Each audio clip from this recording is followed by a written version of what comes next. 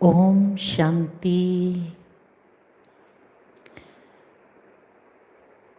हम सभी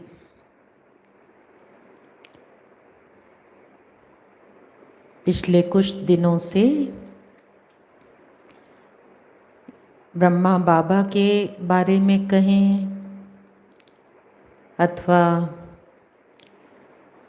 शिव बाबा ने इस रुद्र ज्ञान यज्ञ की स्थापना किस प्रकार की, बाबा की विधि क्या रही और कैसे बाबा ने ब्रह्मा बाबा को निमित्त बनाया और कार्य आगे बढ़ता चला गया। आदि में जो बाबा के बच्चे आए, आदि रतन, वो तो बाबा के साथ हैदराबाद, कराची और एक लंबी यात्रा तय करके माउंट आबू आ पहुँचे थे। परंतु अब शिव बाबा के मन में, क्योंकि शिव बाबा पूरी सृष्टि के माता पिता हैं, विश्व कल्याणकारी, तो उनकी जो योजना थी उस योजना के अनुसार शिव बाबा ने ब्रह्मा बाबा को ये प्रेरणा दी कि अब इन यज्ञ वत्सों को भारत की चारों दिशाओं में भेज दो। गंगा एक स्थान पर ठहरती नहीं है, इनको भेजो और ये पतित आत्माओं को पावन बनाने का उच्च कर्तव्य करें। तो हम सभी सुन रहे थे, तो ब्रह्मा बाबा ने कैसे इन बच्चों के अंदर परोपकार, दया, करुणा, प्रेम की भावनाएं अच्छी तरह से भर दी और बाबा ने इनको ट्रेनिंग भी इस प्रकार से दे दी थी जो ये पूरी तरह से तैयार थे जन जन का कल्याण करने के लिए। और भारत की चारों दिशाओं से इनको निमंत्रण भी प्राप्त हो रहे थे और उन्हीं निमंत्रण के आधार पर हम सभी ने सुना कि हमारी बड़ी बड़ी वरिष्ठ दादियाँ कैसे दिल्ली, मुंबई, लखनऊ, सहारनपुर, मेरठ, इलाहाबाद, कलकत्ता आदि आदि स्थानों पर पहुँचे और स्थायी रूप से वहाँ सेवा केंद्र खुल गए। तो दादियों का त्याग और दादियों की उच्च धारणा, उनकी तपस्या ने कमाल की। सेवा केंद्र खुलने के पश्चात जब वहाँ पर नई भाई बहनें आने लगे, अच्छे अच्छे कुलों के लोग आने लगे और इस ज्ञान को सुनकर राजयोग का अभ्यास करने से उनको भी परम शांति का अनुभव हुआ। पहली बार उन्होंने जीवन में अतीन्द्रिय सुख का अनुभव किया। तो उनके मन में ऐसे सोच चली कि ये दादियाँ, इनका जीवन जो है अगर इतना उच्च और इतना महान है, सुख शांति से संपन्न है, तो ब्रह्मा बाबा जिन्होंने इनको तैयार किया है, उनका जीवन कितना निर्मल और कितना पवित्र होगा।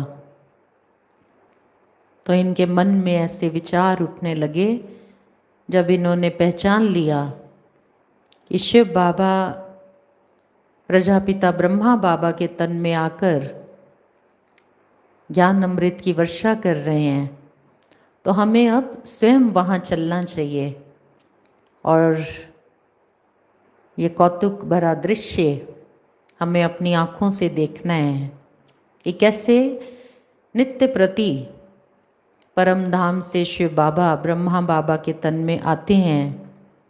तो हम इस अद्भुत और विचित्र जो इस संसार की सबसे बड़ी घटना जिसको कहें जो हो रही थी उन दिनों, तो हम उसको सम्मुख देखें। शिव बाबा जो परम धाम से आते हैं ब्रह्मा बाबा के तन में, तो सोचा देखो परम धाम वो तो बहुत दूर है, सूरज चांद सितारों के पार दूर दूर परम धाम, और हमारा नगर जहाँ हम सब रह रहे हैं उस नगर से आबू रोड उसका फासला तो उसके सामने कुछ भी नहीं है, वो तो बहुत कम दूरी है। तो अभी हम रह नहीं सकते बाबा से मिलने बिना। ऐसे इनके मन में भावनाएं उत्पन्न होने लगी और मन में विचार चलता था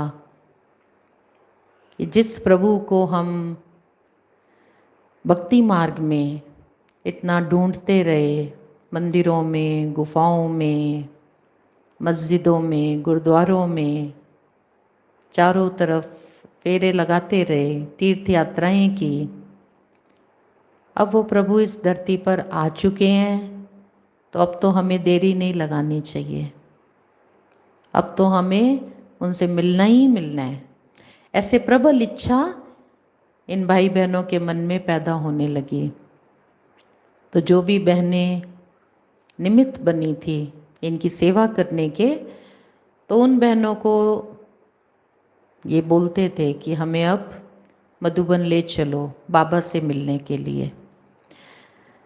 फिर उन बहनों ने, शिव बाबा ने ये नियम बनाए हुए थे, तो इन्होंने शिव बाबा के बनाए हुए नियम जो उन्होंने ब्रह्मा बाबा के श्रीमुख से सुनाए थे, वो उन भाई बहनों को बताने शुरू किए कि देखो मधुबन में वही जा सकते हैं जो पहली बात ब्रह्मचर्य व्रत का पालन करते हो और तामसिक पदार्थों का जिन्होंने पूरी तरह त्याग कर दिया हो, अशुद्ध खान पान ना खाते हो, शराब, सिगरेट, बीड़ी, पान, तंबाकू इसको स्पर्श तक भी जो ना करते हो, अर्थात जिनका आहार व्यवहार पूरी तरह से शुद्ध हो चुका हो, दृष्टि वृत्ति उसमें पवित्रता आ चुकी हो, हम उनको बाबा से मिलाने के लिए लेके जा सकते हैं। ये बाबा का आदेश है। बाबा सिर्फ सपूत बच्चों से मिलते हैं, निश्चय बुद्धि बच्चों से मिलते हैं। तो वो भाई बहनें पूछा करते थे कि अच्छा बहन ये बताइए कि फिर सपूत जो आप कहते हो कि बाबा सपूत बच्चों से मिलते हैं, तो सपूत कौन है? सपूत की क्या परिभाषा है, अथवा आप निश्चय बुद्धि किसको कहते हो? तो वरिष्ठ बहनें, हमारी दादियाँ जो इनकी सेवा के निमित्त थे, फिर वो इनको बताया करते थे कि देखो सपूत वो हैं जो ब्रह्मचर्य का पालन करते हैं। प्रभु का आप सब ज्ञान ले रहे हो, योग सीख रहे हो, तो आप प्रभु के से जो आपको इतनी प्राप्तियां हो रही हैं, उसके पीछे ये जो काम वासना है, जो गंदगी है, विष का प्याला है, इसका आपको त्याग करना होगा। तो जो इसका त्याग करते हैं वही बाबा के सपूत बच्चे हैं, क्योंकि ब्रह्मचर्य व्रत का पालन किए बिना आप और विकारों को जीत नहीं सकते हो। ये पहला विकार है, काम विकार। क्रोध, लोभ, मोह, अभिमान, ईर्ष्या, द्वेष, ये सारे विकार ये बाद में आते हैं। तो प्रथम ब्रह्मचर्य है जिसकी आपको पालना अवश्य करनी है। तो जो करते हैं वो हैं बाबा के सपूत बच्चे। ब्रह्मचर्य शुद्धि की पहली सीढ़ी है। इस सीढ़ी पर, इस स्टेप पर कदम रखे बिना आप और ऊपर नहीं जा सकते हो। तो पहले काम वासना इसको छोड़ना होगा। और निश्चय बुद्धि जो है वो कौन है? बाबा का ज्ञान और योग जो नित्य प्रति सुनते हैं, अभ्यास करते हैं, उसके बाद निश्चय बुद्धि अर्थात सिर्फ सुनने वाले नहीं, लेकिन सुनने के पश्चात जिन्होंने अपने जीवन में परिवर्तन लाया हो, अपने संकल्प, बोल, कर्म और दूषित संस्कार स्वभाव को जिन्होंने बदला हो।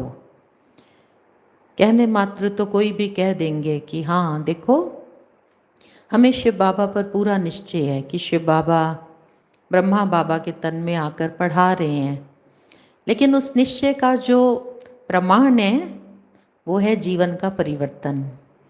तो एक्चुअल में निश्चय बुद्धि उसको कहा जाएगा जिसका जीवन बदलता चला जा रहा हो, संस्कार स्वभाव में परिवर्तन दिखाई दे रहा हो। तो कुछ एक भाई बहने जिनको बहुत तड़फन हो रही थी और दूसरी तरफ वो अपने आप को कमज़ोर भी महसूस कर रहे थे, चाहते भी थे कि हम बाबा से मिलें, लेकिन काम वासना इसका त्याग नहीं कर पा रहे थे, इस विकार को छोड़ नहीं पा रहे थे। तो वो इन बहनों को कहा करते कि बहन जी हमें आप ले चलो ना, हम बाबा से मिलेंगे तो देखो कुछ हद तक तो हमारे में परिवर्तन आ ही चुका है। तो बाबा से मिलने के पश्चात ये भी जो हमारा शुद्ध संस्कार है शायद ये भी समाप्त हो जाए, हमारा मन पूरी तरह से निर्मल हो जाए। तो वो बहनें इनको सुनाया करती थी, ये काम विकार जब तक इसका त्याग नहीं किया, ब्रह्मचर्य व्रत की पालना नहीं की, तब तक बुद्धि शुद्ध नहीं होगी। परमात्मा आकर इस समय हमें दिव्य बुद्धि दे रहे हैं। तो अगर दिव्य बुद्धि का वरदान प्रभु से प्राप्त करना चाहते हो तो आपको ब्रह्मचर्य व्रत का पालन तो करना होगा, और अगर नहीं करते हो तो बुद्धि मलिन रह जाएगी। और अपवित्र बुद्धि, मलिन बुद्धि, परमात्मा जो ज्ञान के सागर आकर के ब्रह्मा तन से ज्ञान लुटा रहे हैं, ज्ञान का अथाह खजाना दे रहे हैं, तो अशुद्ध बुद्धि उस ज्ञान को ग्रहण नहीं कर पाएगी। ज्ञान के जो सूक्ष्म रहस्य हैं उनको पकड़ नहीं पाएगी, परमात्मा की प्रेरणाओं को कैच नहीं कर पाएगी। ब्रह्मचर्य का पालन जो नहीं करता उससे क्या सिद्ध होता है कि उसकी दैहिक दृष्टि है अभी तक, वो स्त्री रूप, पुरुष रूप शरीर को देखता है, तभी तो वो ब्रह्मचर्य व्रत का पालन नहीं कर पाता। जिसकी आत्मिक स्मृति पक्की हो गई होगी, ये स्त्री ये तो चोला है, ये पुरुष चोला है, स्त्री पुरुष नाम के इस चोले में जो इसके अंदर बैठी है चैतन्य शक्ति जो इसके द्वारा पाठ बजा रही है, वो तो शुद्ध आत्मा है। तो काम विकार को नहीं जीत पाना ये सिद्ध करता है कि अभी देह का भान जो है वो रहा हुआ है। आप स्त्री पुरुष की दृष्टि से एक दूसरे को देखते हो, तो अगर यहाँ पर ही शरीर की दृष्टि है तो जब आप मधुबन में बाबा से मिलने के लिए जाएंगे तो वहाँ पर भी आप ब्रह्मा बाबा के शरीर को ही देख पाएंगे। पुरुष चोला, साधारण तन, वृद्ध मनुष्य आपको दिखाई देगा, और अगर यहाँ पर आपकी आत्मिक स्मृति पक्की हो चुकी होगी, तो जिसकी आत्मिक स्मृति पक्की हो गई वो ब्रह्मचर्य का पालन जरूर करेगा, क्योंकि हम तो आत्मा आत्मा भाई भाई हैं। तो ऐसी आत्मा, शुद्ध आत्मा, जब वो मधुबन में भी जाएगी तो वो ब्रह्मा तन में जो परम पवित्र निराकार ज्योति बिंदु शिव बाबा हैं, वो उनको पहचान पाएगी। और बाबा जो खजाना उसको देना चाहेंगे, ऐसी आत्मा वो खजाना पूरी तरह प्राप्त कर लेगी। तो देखो, हम किसी भी हालत में बाबा ने जो नियम हमको बना कर दिए हैं, हम उसका उल्लंघन नहीं कर सकते हैं। तो आपको अगर मधुबन में चलना है तो आपको अपने जीवन को निर्विकार तो बनाना होगा, शुद्ध खान पान वो स्वीकार करना होगा, नित्य मुरली श्रवण करना होगा, तभी हम आपको मधुबन ले जा सकते हैं। तो कुछ बातों पर तो आप चल रहे हैं, लेकिन पवित्रता की धारणा को भी आपको अपने जीवन में अवश्य अपनाना होगा। ये प्रभु का आदेश है, और अगर हम इस आदेश का पालन नहीं करेंगी तो मालूम है शिव बाबा हमको दंड देंगे। तो वो जिज्ञासु भी हैरान हो जाते थे सुनकर। तो फिर वो इनसे पूछते थे, अच्छा शिव बाबा दंड भी देते हैं? वो भला कैसे? आपको दंड कैसे मिलेगा अगर आप हमको मधुबन लेकर जाएंगी? तो फिर ये उनको बोलते थे कि देखो, बाबा कहते ये हंसों की सभा है मधुबन, पवित्र आत्माओं की सभा। तो इस हंसों की सभा में किसी भी, स्पष्ट शब्दों में कहते थे कि आप बगुले को नहीं ला सकते। तो जो अपवित्र जीवन व्यतीत करता है, भोगी है, वासना भोग में लिप्त है, वो बगुला है। तो आप निश्चय बुद्धि बनो और पवित्रता को अपने जीवन में अपनाओ। और निश्चय जो है वो ज्ञान से पक्का होता है, ऐसा नहीं कि मधुबन जाने से आपका निश्चय पक्का होगा। तो अगर हम आपको वहाँ ले जाएंगे इस प्रकार, तो मधुबन का जो वातावरण है वो बहुत शुद्ध है, बहुत पवित्र है। एक एक आत्मा के अंदर पवित्रता मन वचन कर्म की समाई हुई है, रोम रोम में उनके। तो अगर आप वहाँ जाएंगे तो वहाँ का जो वातावरण है वो बिगड़ जाएगा। तो ये तो मालूम पड़ता है ना, जब पवित्र आत्माओं की सभा हो और उसमें अगर कोई संसारी मनुष्य आकर बैठ जाए, आत्माभिमानियों के बीच में कोई देह अभिमानी मनुष्य आकर बैठ जाए, तो वातावरण में परिवर्तन तो आ ही जाता है। तो इस प्रकार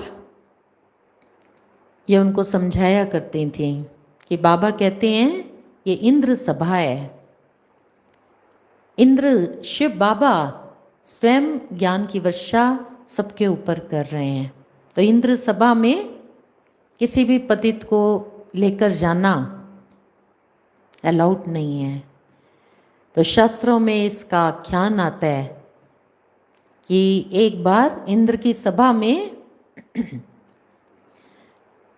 इंद्र की सभा में कौन होते हैं? परियां। तो एक परी वो साकार दुनिया के, पृथ्वी लोक के एक मनुष्य को लेकर चली गई। और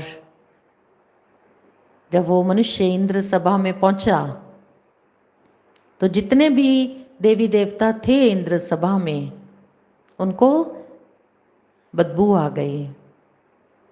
उनको मालूम पड़ गया इसमें कलयुगी संसार का कोई मनुष्य आकर के बैठा हुआ है। वातावरण बदल गया। तो इंद्र ने पूछा कि कौन परी है जो मनुष्य लोक के अपवित्र मनुष्य को इस सभा में लेकर आई हैं। और जब मालूम पड़ा तो ऐसा कहा जाता है कि इंद्र ने परी को भी और उस मनुष्य को भी, दोनों को श्राप दे दिया और दोनों मूक हो गए।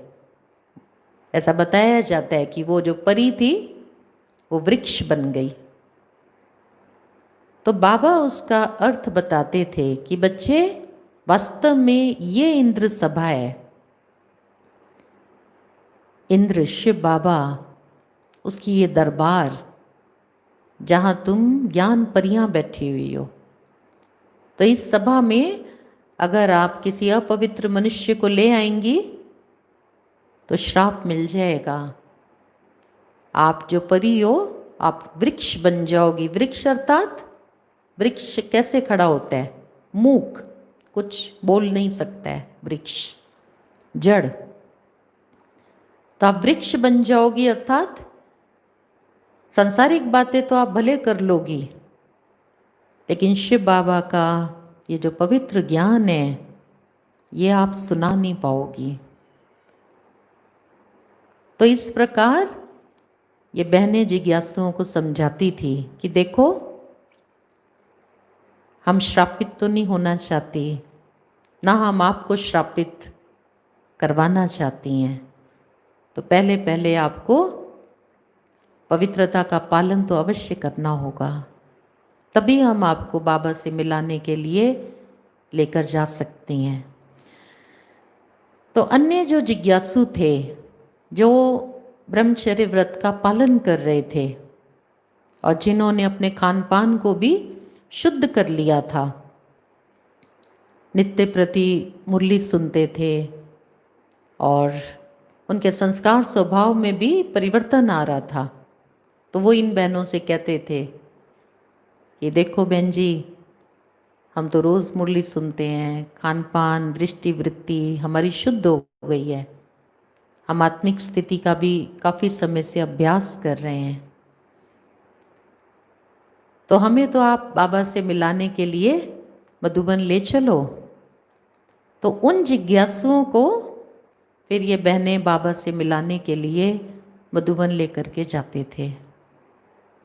तो वो भाई बहनें भी अपने बड़े अच्छे अच्छे अनुभव सुनाते थे कि जैसे ही हम मधुबन के लिए ट्रेन में बैठते थे तो हमें अंदर अंदर बहुत बहुत खुशी हो रही होती थी कि हम बाबा से मिलने जा रहे हैं। बहुत समय के बाद, जैसे बच्चा बाप से मिलने वाला हो, तो अंदर इतनी खुशी। जैसे जैसे स्टेशन गुजरते जाते तो कहते हैं हमारी खुशी जो है वो बढ़ती चली जाती थी, उत्कंठा और अधिक बढ़ती जाती थी। जल्दी जल्दी आखिर वो समय आए जो हम प्यारे बाबा से मधुर मिलन करें। और जैसे ही आबू रोड का स्टेशन आता, हम उतरते तो हमें सामने पहाड़ दिखाई पड़ते, अरावली के पहाड़। तो उन पहाड़ों को देखकर न मालूम क्यों अपने आप ही अंदर से हमें ऐसे एहसास होने लगता कि बाबा ऊपर खड़े हैं, भुजाएं फैलाए, पिता खड़ा है, हम बच्चों से मिलन के इंतज़ार में।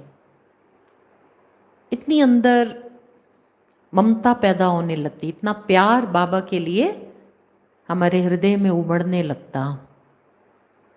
और जैसे कैसे करके हम उन घड़ियों को भी, आखिर तो वो घड़ी भी समाप्त होती है इंतज़ार की, तो हम मधुबन पहुंचते।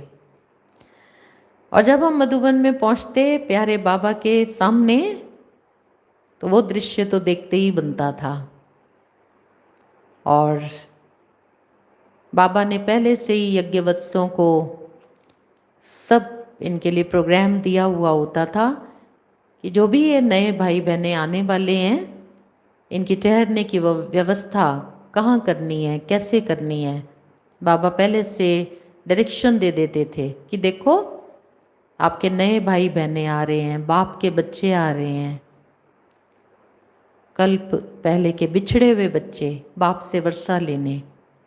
इनको किसी भी प्रकार की स्थूल या सूक्ष्म कोई भी इनको आवश्यकता हो तो बच्चे ध्यान रखना, इनकी आवश्यकताएं पूरी करना, इनको किसी भी चीज़ की कोई भी कमी नहीं होने देना। तो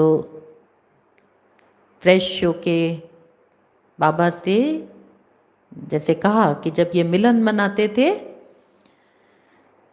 तो वो दृश्य तो अद्भुत होता था।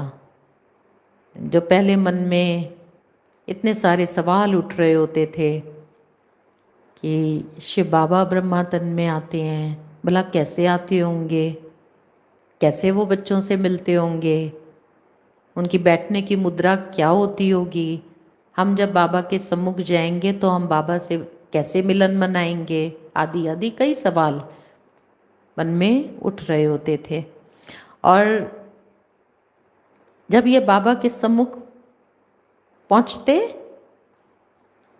तो एक तो जो पुराने यज्ञवत्स थे उनको भी बड़ी खुशी होती, जैसे परिवार वृद्धि को प्राप्त कर रहा है, हमारे नए भाई बहनें आए हैं, तो वो बहुत खुश होते थे।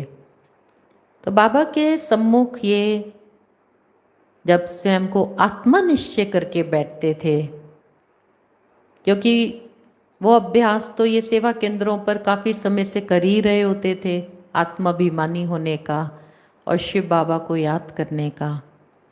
तो बाबा के सम्मुख जब ये इस स्थिति में बैठते थे और आत्मा समझकर, और बाबा की जब इनके ऊपर दृष्टि पड़ती थी तो बस ये निहाल हो जाते थे। बाबा बहुत बहुत प्यार से इनको, मीठे बच्चे, प्यारे बच्चे, मेरे लाडले बच्चे, आ गए बाप के पास, बाप से वर्षा लेने, इतना प्यार से बाबा इनको संबोधन करते थे। और कभी कभी तो बाबा ने कुछ कहा ही नहीं, सिर्फ बाबा दृष्टि दे रहे हैं और बाबा की दृष्टि से ही इनको जैसे चुंबकीय आकर्षण होता है, सुई जो है वो चुंबक की ओर जैसे स्वतः खिंचती हुई चली आती है। तो ये भी अपनी देह की सुध बुध पूरी तरह से भूल जाते थे और साकार बाबा, मम्मा, मातेश्वरी, जगदम्बा सरस्वती भी वहाँ होती थी। तो ये बाबा और मम्मा की गोदी में चले जाते थे। बाबा और मम्मा का जो शरीर था,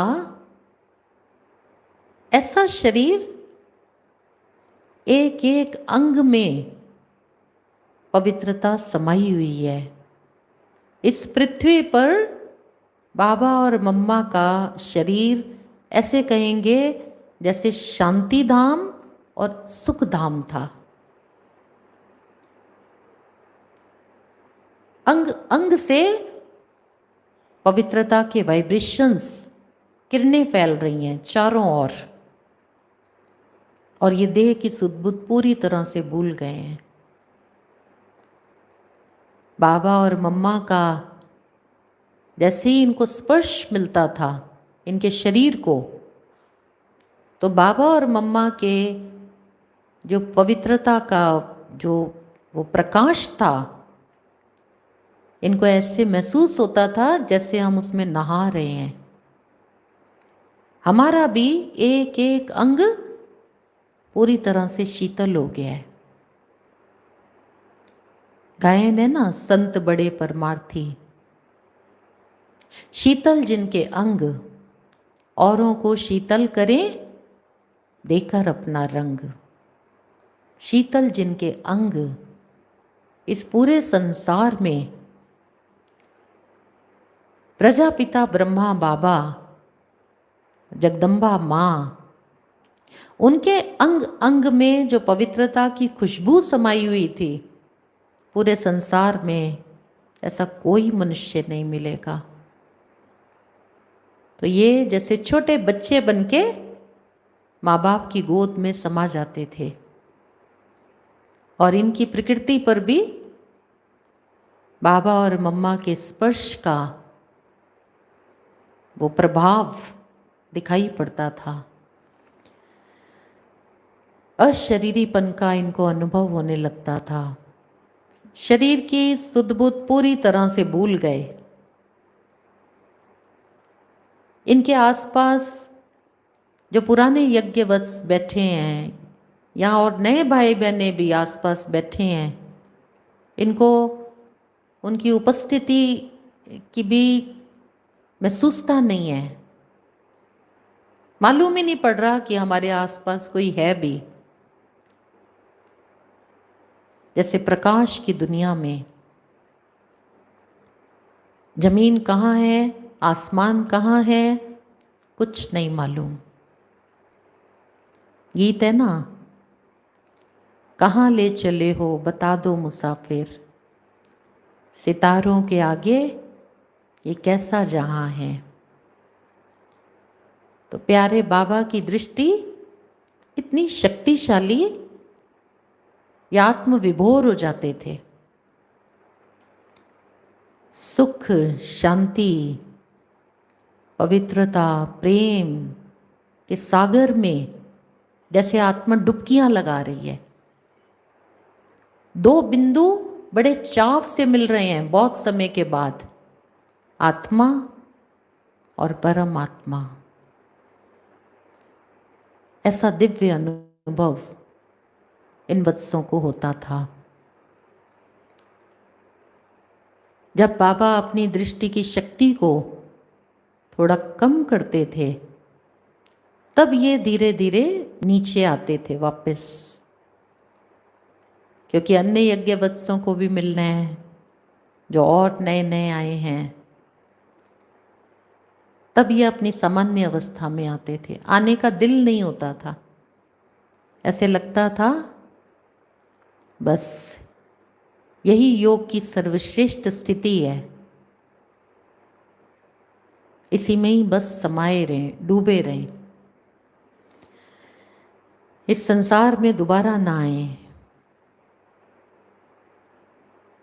तो दादी गुलजार सुनाते इनके अनुभव कि प्रकाश के फव्वारे में जैसे हम नहा रहे हैं, ऐसा अनुभव। एक एक गुण की गहराई का इनको अनुभव, ऐसा अनुभव कि बस पाना था सो पा लिया, अब और कुछ नहीं पाना बाकी रहा। ठिकाना मिल गया, मंजिल मिल गई, कुछ नहीं चाहिए। बस जो जन्म जन्म के पतित संस्कार थे, प्यारे शिव बाबा की दृष्टि पड़ने से जैसे सारे धुल रहे हो।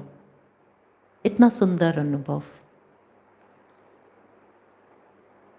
तो ये यज्ञ में जो नए आने वाले भाई बहने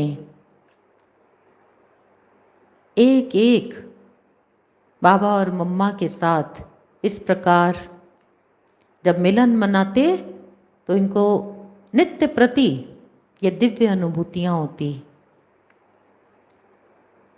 बाबा की मुरली सुनते, रोज सुबह मुरली क्लास होता था, तो बाबा की मुरली सुनते हुए भी इनको ऐसे महसूस होता था कि वास्तव में ये परम पिता परमात्मा के महावाक्य हैं, जो सभी धर्म, जाति, वर्ग, भाषा वाले लोगों के लिए हैं, पूरे संसार की आत्माओं के लिए। ये जो वाणी उच्चारण करने वाला है, इसमें इसके स्वर में कोई विशेष अधिकार है जो आज तक किसी साधु संत, बड़े बड़े जगत गुरु, महामंडलेश्वर, देश का राष्ट्रपति हो, राष्ट्र नेताएं हो, उनके स्वर में भी ऐसा अधिकार महसूस नहीं हुआ। ये कौन है जो हमें बड़े अधिकार से मीठे बच्चे, प्यारे बच्चे कहता है? हम इसको जानते हैं या नहीं जानते, ऐसे महसूस होता है जैसे ये तो हमें जानता ही जानता है। कोई विकार नहीं है इसके अंदर, निर्मल। विकार तो इस संसार की पतित आत्माओं के अंदर है ना। ये कौन है जो एकदम पावन है, जो हमें भी पावन बनाने के लिए हमारे ऊपर मेहनत कर रहा है, पुचकारता है, सोए हुओं को जगाता है। कोई रूठ जाता है तो उसको मनाता है। कोई जीवन में अगर गलत डायरेक्शंस पर, किसी के कहने पर गलत रास्ते पर चलने लगता है, उसको समझाता है, फिर से उसको सही दिशा दिखाता है। तो बाबा की मुरली सुनते सुनते ये नए भाई बहनें, इनको महसूसता आती थी ये परमात्मा के महावाक्य हैं, ये किसी मनुष्य के महावाक्य हो नहीं सकते। कोई कॉपी भी करेगा तो सुनने वाले को फीलिंग नहीं आएगी। और बहुत सहज भाव से ये अपने जीवन में अगर कोई भी विकर्म करके बैठे हैं, कोई भी भूल चूक इनसे हुई है, तो ये बाबा को सहज रूप में बहुत बता देते थे। बाबा इनसे घृणा नहीं करते थे, लेकिन इनको ऊंचा उठाने के लिए बाबा इनको उमंग उत्साह देते थे, इनका कल्याण करते थे, इनको शिक्षाएं देते थे, टोली खिलाते थे। तो ये भाई बहनें, इनके जीवन का ये अनुभव रहा कि जब हम प्यारे बाबा की मुरली सुनने के लिए जब बाबा के सम्मुख बैठते थे, हमारे मन में अगर कोई भी प्रश्न होता था तो वो अगले दिन की मुरली में उसका जवाब आ जाता था। तो ब्रह्मा बाबा कहते थे, मुझे तो मालूम नहीं है कि तुम बच्चों के मन में क्या चल रहा है। तो ये तो शिव बाबा है जो सब कुछ जानता है, और वो मेरे तन में आकर आप बच्चों के सारे प्रश्नों के आपको जवाब दे देता है। तो इस प्रकार जब ये यज्ञ में आते थे, रहते थे, सब कुछ भूल जाते थे। आज कौन सा दिन चल रहा है, तारीख क्या है, कुछ स्मृति में नहीं रहता था। ऐसे लगता था कितने दिन भी रहने के बाद आज ही तो आए हैं। और ये भी फीलिंग रहती थी कि यहाँ पहले भी आए हुए हैं। और बाबा भी इनसे पूछते थे, नए नए बच्चों से प्रश्न कि बच्चे पहले कभी बाबा से मिले हो? तो कहते थे, जी बाबा हम आपसे मिले हैं, 5000 साल पहले भी हम आपसे मिले हैं। फिर बाबा पूछते थे, अच्छा बच्चे इसी कमरे में, इसी स्थान पर, इसी ड्रेस में, इसी टाइम मिले थे क्या? हाँ बाबा यहीं मिले थे, अनगिनत बार मिले हैं, और 5000 साल के बाद हम फिर आपसे मिलेंगे। फिर बाबा इनसे प्रश्न पूछते थे, अच्छा बच्चे आपको कितने बच्चे हैं? तो गृहस्थ जीवन था तो बता देते थे अपने लौकिक बच्चे, किसी को 2, किसी को 4।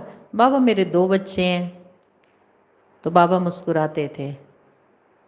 बाबा कहते, बच्चे शिव बाबा को बच्चा नहीं बनाया है क्या? अगर शिव बाबा को बच्चा नहीं बनाया है, वारिस नहीं बनाया है, तो शिव बाबा से आपको पूरा वर्षा नहीं मिल सकेगा। तो इस तरह बाबा मुस्कुराते हुए बहुत प्यार से उन सब गृहस्थी भाई बहनों का बुद्धि योग शिव बाबा के साथ जोड़ देते थे। बाबा कहते हैं उनको, कभी रोएंगे तो नहीं? नहीं बाबा कभी नहीं रोएंगे। फिर बाबा पूछते,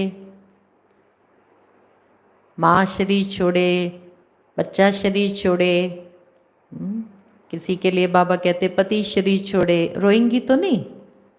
नहीं बाबा नहीं रोएंगे। तो बाबा उनको बहुत शाबाशी देते थे, देखो ये कितने बच्चे पक्के हैं, इनको आत्मा का पाठ कितना पक्का हो गया है, निश्चय बुद्धि कितने हैं, नष्टो मोहा हैं ये बच्चे, तो ये तो बाबा का नाम वाला करेंगे, ये तो विश्व सेवा करेंगे, इनकी स्थिति बहुत मजबूत है। फिर बाबा पूछते बच्चे विजिटर हो या वारिस हो, मेहमान हो या घर के रहने वाले हो? बाबा हम तो घर के रहने वाले हैं, हम तो वारिस हैं, विजिटर तो आया और गया, हम वारिस हैं, हम आपसे पूरा वर्षा लेंगे। तो इस प्रकार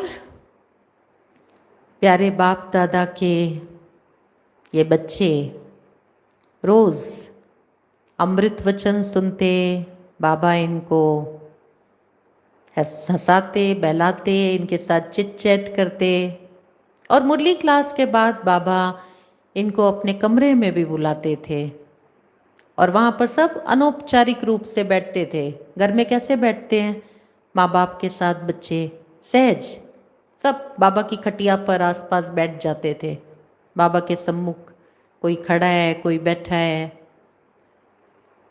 और बाबा इनको टोली खिलाते, पुचकार देते। बाबा कहते ये तो मेरा बहुत अच्छा बच्चा है, ये तो महावीर है, विघ्न विनाशक है, देखना ये विश्व का कितना कल्याण करेगा। एक एक को बाबा प्यार देते, गाल थपथपाते, बहुत प्यार लुटाते बाबा एक एक बच्चे के ऊपर।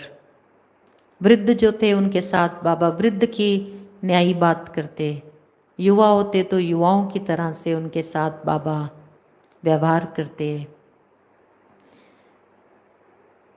तो बाबा के पास जितने दिन ये मधुबन में रहते, इनको विशेष प्यारे बाबा की और मम्मा की पालना का लाभ मिलता।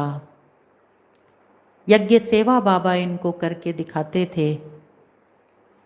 यज्ञ सेवा में अगर कहीं कोई सब्जी काट रहा है, कहीं रोटी पक रही है, कोई वस्त्र धुलाई का काम हो रहा है, कहीं कोई भवन निर्माण हो रहा है जहाँ पर ईंटें उठाई जा रही हैं, बाबा स्वयं वहाँ पहुँच जाते और बाबा यज्ञवत्सों के साथ वो काम करने लग जाते। तो अन्य यज्ञवत्स जो होते वो बाबा को कहते, क्योंकि वो पहली बार देख रहे हैं बाबा को ये कार्य करते। पहले वालों को तो बाबा पहले से ही कर्म योग का महत्व तो बता चुके हैं, और जब ये देखते तो बाबा को मना करते, बाबा आप वृद्ध हैं, आप ये कार्य क्यों करते हैं, हम करेंगे ना बाबा, आप बैठे रहें। तो बाबा कहते कि बच्चे देखो, अगर मैं ये कार्य नहीं करूँगा तो फिर कर्म योग प्रसिद्ध कैसे होगा। परमपिता शिव बाबा आकर के देखो कितनी ऊंची सेवा हम बच्चों की कर रहे हैं। बच्चे हमें तो अपनी हड्डी हड्डी शिव बाबा के यज्ञ में लगानी है, हमको अपना भाग्य जो है वो बहुत ऊंचा बनाना है। तो बाबा को स्थूल कर्म करते हुए देखकर, यज्ञ सेवा करता हुआ देखकर इनको बाबा से बहुत प्रेरणा मिलती। तो बाबा का जीवन इनके लिए आदर्शमय था। बाबा इन नए नए भाई बहनों को भी इनके पत्रों के भी जवाब देते। जब ये मधुबन से भी चले जाते वापस तो बड़े खुश होते थे कि बाबा का हमको पत्र आया है। बाबा का पत्र आया माना ऐसे इनको फील होता था कि पता नहीं क्या आ गया है। बाबा का पत्र ऐसा समझो अमृत का प्याला इनके लिए। भक्ति में तो भक्त कहते रहते हैं, प्रभु हम आपको पत्र लिखते, अगर आपका पता हमारे पास होता। और यहाँ देखो तो प्रभु परम आत्मा आत्माओं को पत्र लिख रहे हैं। तो जब इनके पास बाबा के पत्र आते तो बड़े चाव से, बड़े दिल रुचि से ये बाबा के पत्र पढ़ते, दिल जिगर से लगाकर, नूरे रत्नों प्रति, मीठे बच्चों प्रति, सिक्की लद्दे बच्चे प्रति बाबा ऐसे इनको पत्र लिखते थे। और ये भी बाबा को पत्र भेजा करते थे। और जब ये बाबा को पत्र भेजते तो उन पत्रों पर ये एड्रेस लिखते थे, शिव बाबा केयर ऑफ ब्रह्मा। किसके मार्फत? ब्रह्मा बाबा के द्वारा, माउंट आबू राजस्थान। और डाकिया भी हैरान होता था कि रोज इतने इतने पत्र आते हैं, और रोज बाबा की तरफ से जो पत्र जाते थे तो वो लोग भी हैरान होते थे कि इतने पत्र रोज आते हैं और इतने पत्र रोज जाते हैं। तो उस डाकिये ने भी शायद कभी ये समझने की कोशिश नहीं की कि ये इतने पत्र क्यों आते हैं, क्या वजह है। बाबा कहते हैं ना, घर के नज़दीक गंगा बह रही है लेकिन उसमें वो डुबकी नहीं लगा रहे, गंगा का महत्व तो नहीं है। आबू के जो लोकल हैं उनको मालूम ही नहीं भगवान आकर के ये कार्य कर रहे हैं। तो प्यारे बाबा ने इन नए नए भाई बहनों की भी पत्रों के द्वारा भी बहुत बहुत सेवा की, इनका बहुत कल्याण किया। तो ये यज्ञ में जब बाबा के साथ रहते, आनंद मौजों का अनुभव करते, तो वापस जाने के जब दिन नज़दीक आते तो इन सब के चेहरे उदास होने लग जाते थे, वापस जाने की दिल नहीं होती थी। क्योंकि बाबा से सुबह से लेकर रात्रि तक मधुबन में इनको ऐसी पालना मिलती थी, ऐसी पालना मिलती थी, ऐसा प्यार मिलता था जो लौकिक जगत में कोई भी माता पिता ऐसा प्यार नहीं दे सकता। रात्रि क्लास भी होती थी, रात्रि क्लास में पिताश्री और यज्ञ माता दोनों बैठते थे। दोनों के मस्तक पर पवित्रता का तेज, दिव्य मूर्तियां, स्वर्ग के नज़ारे भी क्या होंगे जो वो नज़ारे थे। और उस रात्रि क्लास में भी बाबा इन एक एक भाई बहनों से प्यार से बात करते। बाबा इनको कहते थे कि बच्चे देखो, बाप के घर आए हो, कुछ भी आवश्यकता हो तो निसंकोच बताना। पुराने यज्ञवत्सों को बाबा डायरेक्शन दे देते थे कि ये जो नए बच्चे बाबा के आए हैं इनका ध्यान रखना, इनको कोई कमी पड़नी नहीं चाहिए। अगर इनको चप्पल चाहिए, कंघी चाहिए, रुमाल चाहिए, तौलिया चाहिए, कुछ भी चाहिए तो बच्चे इनको देना।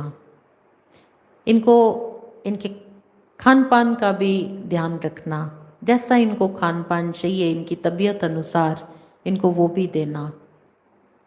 बहुत प्यार किया बाबा ने इनको। तो रात्रि क्लास में ही बाबा फिर मम्मा को हमेशा आगे रखते थे। तो मम्मा इनसे सारी दिनचर्या भी पूछती थी, कोई भूल चूक हो गई हो तो वो भी ये निसंकोच मातेश्वरी को बता देते थे। और आगे के लिए इनको जगत माता के द्वारा डायरेक्शन मिल जाते थे और इनकी वो भूल वो सुधर जाती थी। तो जब जाने के दिन नज़दीक आते तो फिर तैयार नहीं होते थे जाने के लिए। माँ बाप को छोड़कर अभी जाना नहीं है। आँखों में प्रेम के मोती भरे हुए हैं।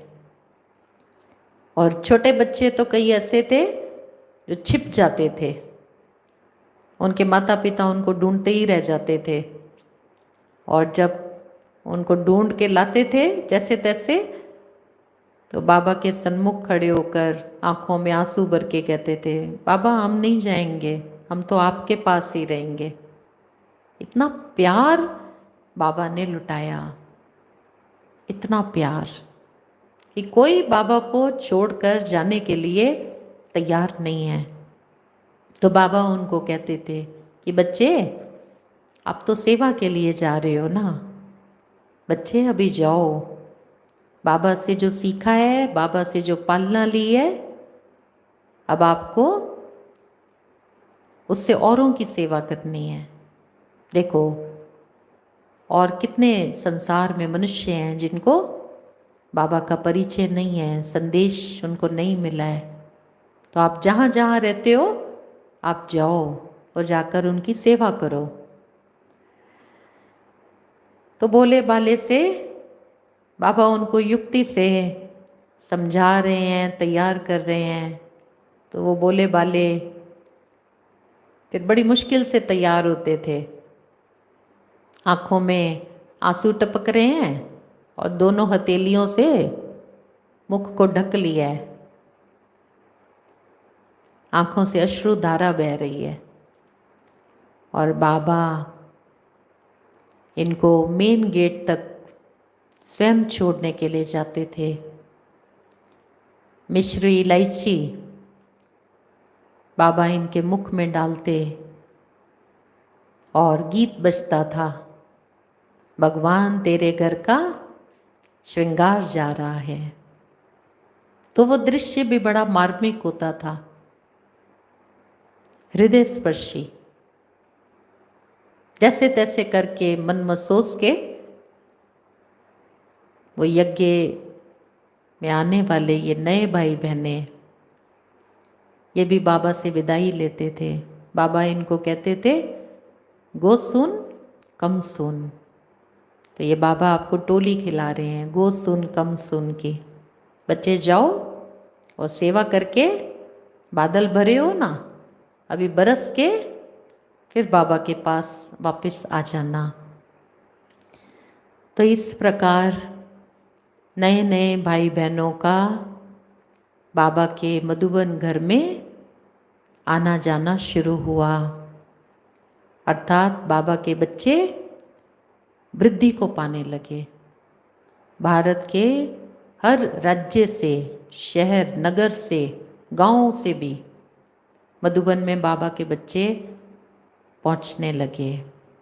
और इसके साथ ही साथ सेवा केंद्र भी धीरे धीरे और बढ़ने लगे। जगह जगह नए नए सेवा केंद्र भी खुलने लगे।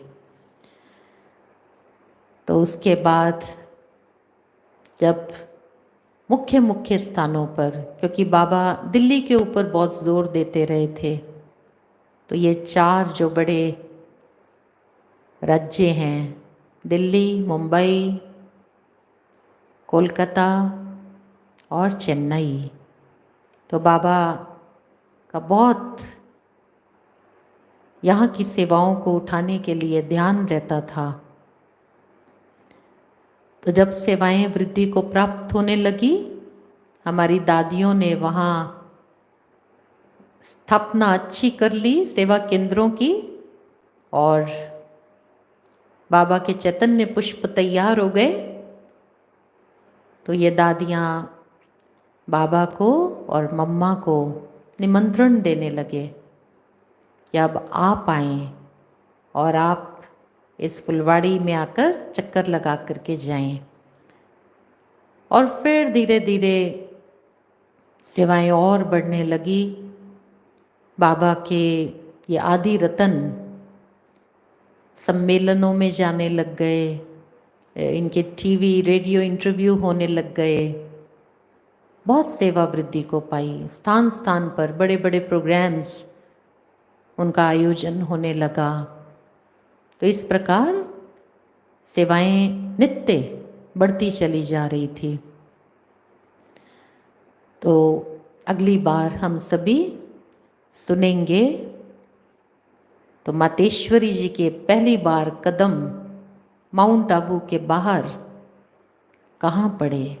विद्या की देवी सरस्वती, उन्होंने कहाँ अपने कमल चरण डाले, और पिता श्री ब्रह्मा बाबा जो भगवान का भाग्यशाली रथ है, वो पहली बार मधुबन से बाहर कहाँ के लिए निकले, तो अगली बार हम सब सुनेंगे।